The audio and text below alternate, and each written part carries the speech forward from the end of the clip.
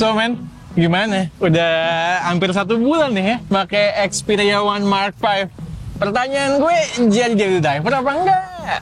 Ini nomor utama udah di sini, men. Oh, jadi ini Udah. fix ya? Fix daily driver. Ya, hopefully ke depannya ya tetap gue pakai lah minimal. Kayaknya sih 2 bulan sih minimal sih bakal pakai jadi daily driver. Kalaupun nanti gue jual, pastinya ke partner shop K2G dong, teman ponsel. By the way, mereka udah punya toko offline loh di Galaxy, di Bekasi. Share lokannya nanti gue taruh ya di deskripsi. 100% smartphone X review K2G bakal dijual di sana, including Xperia One Mark V ini nantinya. Ada toko offline, makin serak dong belanja. Link ke berbagai platform jualan mereka udah gue taruh di deskripsi. Gas! Jadi kenapa nih lu ganti dari S23 Ultra ke Xperia One Mark V, man? Emang udah lebih sempurna, lebih baik sekarang? Menurut gue ya, yang make iPhone ya, S23 Ultra itu udah nyaris sempurna, reliable iPhone di universe-nya Android, man. Gini, Sony, mungkin lu juga tahu ya, dari dulu kan nggak pernah tuh menjadi sebuah smartphone yang nyaris sempurna, apalagi sempurna. Nggak pernah. Pasti ada aja tuh aneh ya. Lu tau nggak dia sebenarnya mirip apa? Karakternya Apa? mirip Pixel. Pixel, oke. Iya, Pixel kan dari pertama sampai sekarang itu ada aja miss-nya gitu kan. Yang salah tuh ada aja. Itu ya kayak Sony gitu kan. Sony itu dari dulu problem-problemnya apa sih, kayak panas, ya kan? Kamera auto yang kurang lah. Terus dulu sempat kekuningan kameranya gitu kan. Iya kan, warnanya kuning banget, yellowish banget. Autofocus juga dulu pernah cacat, gue inget gua Z berapa tuh. Charging dari dulu pelan, kayak dulu pas masih resmi, inget gak lo? Iya. Garansinya, iya kan? Garansinya tuh dulu klaim garansi bisa sampai 3 bulan, ya kan? 2 bulan, tuh kan ngaco banget. Dan itu seinget gue bukan cuma buat handphone-nya doang, men. Gue pernah pakai Vaio juga kayak begitu kasusnya. Iya, makanya dari dulu ya ada aja lah kurangnya lah. Tapi ya bertahun-tahun gue pakai Sony. Ini adalah smartphone Sony yang menurut gue paling mendekati sempurna dibandingin yang sebelum-sebelumnya, men. Setelah apa dulu ya yang notable banget, yang gue suka banget, yang Xperia Z3 itu menurut gue tuh bagus banget pada saat itu. Dan after that tuh kayak apa ya, failure demi failure. Cuma Xperia One Mark V ini menurut gue berhasil mengulangi kesuksesan yang sama kayak Z3. At least dari segi kualitas penjualan ya mungkin udah enggak lah ya. Desainnya yang super ganteng, ya kan, dengan details yang baru walaupun memang design language-nya udah overuse sebenarnya. Kan details-details itu gue suka, ya kan. Terus juga kamera autonya yang improve, terus nanti gue bakal bahas lebih lanjut. Battery life juga goks 7 jam tuh, gue rata-rata tuh 7 jam lebih screen on time. Kalau nggak pakai gaming ya 7 sampai 8 jam itu irit banget. Ya overall juga adem usage-nya. Daily ya gaming, kalau gaming sebatas MOBA, Wild Rift gitu ya adem juga lah intinya. Dan untuk menjawab pertanyaan lo tadi, S23 Ultra masih menjadi smartphone yang paling mendekati sempurna tahun ini di ranah Android. Dan ya Xperia One Mark V menurut gue belum melewati hal itu. Gini, gue itu adalah orang yang menemukan kenyamanan dalam ketidaksempurnaan. Oke. Ya, ada loh orang kayak gue tuh ada. Ada sih. Ya ini ada. jadi, nah sekarang gue mau tanya sama lo, ya kan? Mobil utama lo sehari-hari itu merek apa? Ya kan? HP utama lo merek apa? Dan tim bola favorit lo apa? Gue mah yang aman-aman aja, men. Toyota, iPhone, MU mentok-mentok ya. Kalau disuruh drifting ya, prefernya mungkin Honda kalau Jepang, atau kalau Eropa Mercy. Terus kalau bola Madrid, kalau handphone ya Oppo, Samsung, ya yang umum aja lah. Kan bener kan? Lo kalian lihat nggak? Ada satu kesamaan di brand-brand atau nama-nama yang tadi lo sebut, ya kan? Bisa dibilang mainstream. Iya mainstream. Jadi memang itu adalah karakteristik dia sebagai konsumen, mainstream. Nah, sedangkan gue, ya kan, mobil gue sekarang Hyundai. Ya Hyundai baru go mainstream baru-baru ini kan. Iya, setuju. Gue pakai udah cukup lama. Sebelum Hyundai, gue pakainya Audi. Terus gue gue BM dulu sebelumnya. Mobil pertama gue adalah VW Kodok. VW. Kebayang ya? Tim favorit gue Inter Milan, ya kan? Dan HP favorit gue, brand lini smartphone favorit gue, Sony, Google Pixel, HTC. Oke. Ini sih ada sebuah Ya berarti perbedaan. kita tuh sebenarnya kontras banget ya perbedaannya ya. Betulnya. Terus kalau lo bilang MU kan, kalau orang bilang MU kan sekarang kalah, terus jangan salah, pas dia mulai suka MU tuh lagi jaya-jaya. Iya. Jadi it was easy to pick MU. Bener kan? Ya, Pada ya, saat itu ya. easy banget. Setuju. Tapi tetap aja men, menurut gue se-anti mainstreamnya lo tetap ya misalnya nggak terlalu nyeleneh, kayak misalnya lo pick tim bola Rangers gitu kan, mobil Alfa Romeo gitu kan, terus buat handphonenya Nubia misalnya, yang nggak begitu juga kan, nggak driftnya nggak sejauh itulah. Dan satu lagi dari nama-nama yang gue suka tadi, men, itu semuanya membutuhkan dedikasi yang tinggi untuk tidak fall out of love. Ya kan? Kesabaran itu harus bener-bener luar biasa. Ya. Tapi nih yang perlu gue note, Xperia One Mark V ini menurut gue tidak menuntut kesabaran dari gue sebesar seri-seri sebelumnya. Ini gue happy banget. Jadi ya bisa dibilang lo emang segitunya ya punya kebutuhan terhadap menjadi sesuatu yang berbeda banget ya. Iya, itu gue memang rela memberikan effort untuk being different. Lo lihat channel kita, begitu ada yang mulai mirip-mirip, ingat gak? Sekian tahun yang lalu nih mulai mirip-mirip nih. Ganti men, udah men, konsepnya jangan gitu men. Udah ada yang pakai sekarang, males. Iya.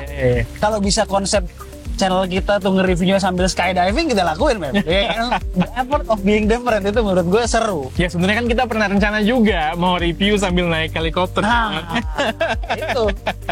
Kalau ada handphone yang mindsetnya itu orang langsung kepikiran, ini handphone overheat gampang, panas ya. Xperia flagship kan.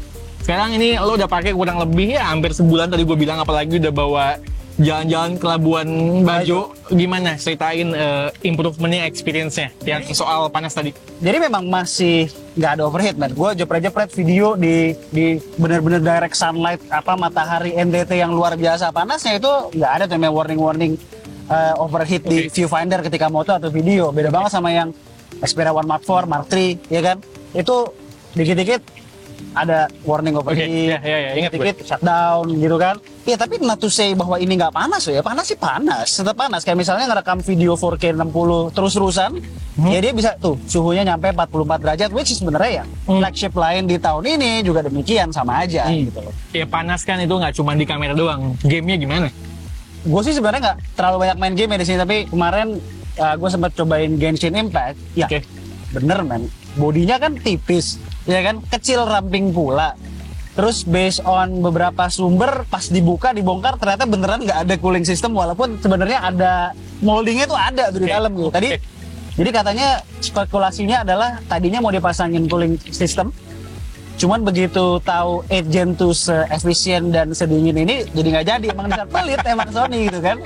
Nah, terus gue pakai main game Genshin Impact, ya memang not surprisingly karena nggak ada sistem cooling gitu dan benar-benar mengandalkan efisiensi chipsetnya doang, ya dia lebih cepat panas dibandingin 8 Gen 2 lain. 10 menit udah mulai throttling, tapi ya masih bisa playable, no worries. Ya improve lah intinya. Sebenarnya improve sih ya, improve dibandingin sebelumnya. Oke, kita kalau bicarain kamera tadi kan itu experience ngambilnya.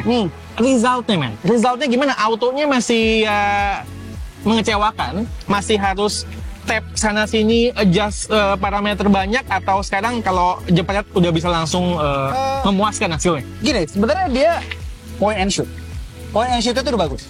Oh, berarti improve lagi nih. Tapi ada tapinya lagi, tetap ada. Kalau nggak ada tapinya tuh namanya bukan Sony, Bang. Iya kan? Ya kalau nggak ada tapinya bukan anti mainstream namanya. Bukan. Jadi gini, penyakitnya Sony dari One Mark 4 kemarin masih ada di sini.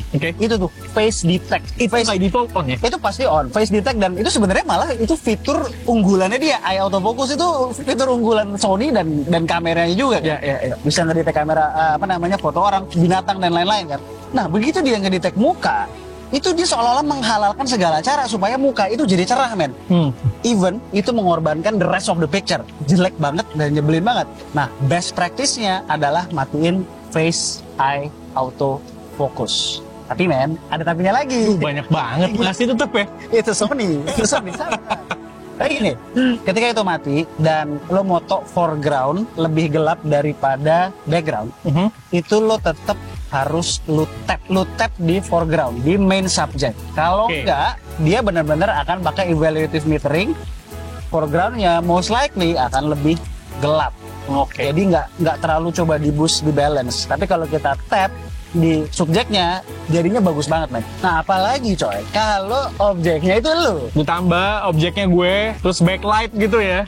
Itu udah betul-betul scene yang betul-betul tricky lah ya. Itu very tricky ya kan, jadi makanya si tap to focus itu solves everything. Nah ini gue kasih lihat nih perbedaannya ya antara IAF on, IAF off tapi nggak di tap, dan IAF off tapi di tap to focus. Itu asli perbedaannya, lu pasti bisa lihat.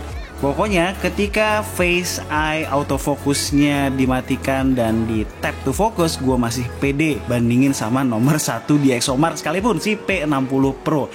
Masih bisa lah kasih perlawanan walaupun ya nggak selalu menang. Tapi gue rasa kalau low light masih belum bisa nandingin P60 Pro lah men. Gini, kalau most people pasti akan pick hasilnya dari P60 Pro. Iya jelas, karena dia magic, barang gelap jadi terang. Kalau ada orang yang memang pengen real, pengen natural, pengen what you see is what you get, yang sesuai dengan kondisi asli, kemungkinan besar bakal pilih hasilnya Xperia One Mark 5. Dan karena hasilnya pun bagus. Kalau ada satu kelemahan kamera auto yang masih belum ada obatnya adalah foto di kondisi mixed lighting. Handphonenya suka nggak sadar bahwa dia butuh HDR dan kita tidak bisa lock HDR supaya nyala terus. Jadinya sulit banget dapat foto yang secara exposure rata dengan auto. Ya itu kan kita bicara soal foto ya men. Kita kan konten kreator. Gue kemana-mana ya senjatanya kalau mau buat konten singkat ya pakai iPhone, lo pakai S23 Ultra belakangan kan. Nah ini bisa nggak ngegantiin posisi S23 Ultra yang emang videonya itu powerful banget di jagat Android? Gue sempet bandingin videonya. Nah di 4K 30 fps di indoor itu lebih bagus Xperia One Mark 5 daripada S23 Ultra. Terutama soal detail. Di S23 Ultra tuh seringkali di luar good light udah berasa proses videonya. Sedangkan di 4K 60 fps di good light keduanya bagus ya dengan karakternya masing-masing. S23 Ultra dengan processingnya shines di good lighting. Bisa ngebalance kalau backlight, shadows juga diangkat. Ya modern AI enhanced videography lah. Kalau Xperia ya kayak kamera beneran, warnanya lebih kontras dan what you see is what you get. Sebagai konten kreator yang menggunakan smartphone cuma kalau lagi butuh syuting video yang instan dan mudah, gue sih bakalan tetap pick S23 Ultra karena sangat mudah penggunaannya dari segi app, settings, dan lain-lain. Gue merasa sedikit downgrade di Xperia One Mark 5, spesifik di experience dalam skenario dan kebutuhan yang satu ini. Ya lo mau ngejadiin handphone Xperia One Mark 5 ini sebagai daily driver, artinya ada sesuatu yang lo bisa dapetin lebih atau yang nggak ada lo temuin di S23 Ultra kan. Nah apa aja tuh? Nomor 1 audio. Ya kan lo tau gue audiophile. Dia masih ada headphone jack which kita udah nggak bisa nemuin lagi di smartphone flagship saat ini. Ya kan? Dan ini benar-benar guna banget buat gue yang memang exclusively pakai earphone berkabel high end buat mendengarkan musik. Terus juga masih soal audio, stereo speakernya ini masih ngadep ke depan, which itu buat gue menikmati konten, terutama video, film, itu ya jauh berbeda dengan yang ngadepnya ke bawah, satu ke bawah, satu ke depan. Lebih enakan yang dua-duanya ngadep ke depan, kayak misalnya ROG gitu kan, lebih imersif lah. Dan terakhir 4K 120 fps ya men, yang menurut gue tuh keren banget kalau udah dibuat slow motion. Itu top up. Yang buat lo nggak bisa move on dari S23 Ultra apa? Ya zoom range-nya jelas 3 kali optical zoom, 10 kali optical zoom. Apalagi menurut gue walaupun teknologi variable optical zoom 3,5 sampai 5,2 kali di Xperia One Mark 5 itu canggih, secara image quality sebenarnya masih ada plus minusnya versus S23 Ultra di hybrid zoom sekalipun. Contoh, kalau sama-sama 5x nih, 5x di Xperia kan optical zoom, 5x di S23 Ultra kan udah masuk ke hybrid zoom hitungannya. Detail di Xperia menangnya tuh tipis banget, sementara soal warna gue masih prefer S23 Ultra. Men, dengan segala hal yang udah kita obrolin tadi, ditambah harganya yang menurut gue nggak murah juga gitu kan, apalagi imported kan. Gimana nih? Ini rekomendasinya buat banyak orang yang pengen beli handphone baru nih, yang punya budget gini. Banyak sebenarnya yang nanya sama gue ya. Jadi bang, gue udah pakai S23 Ultra nih, gue udah pakai Find X5 Pro nih, gue udah pakai 12S Ultra nih, Xiaomi. Jadi orang-orang begitu ya sebenarnya nanya, bukan orang dengan yang biasa di mid range juga enggak.